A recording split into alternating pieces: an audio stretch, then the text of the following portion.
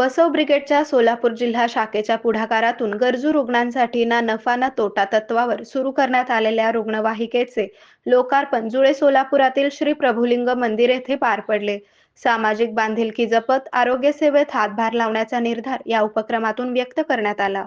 कार्यक्रमाच्या अध्यक्षस्थानी युवा उद्योजक सिद्धू पाटील हे होते.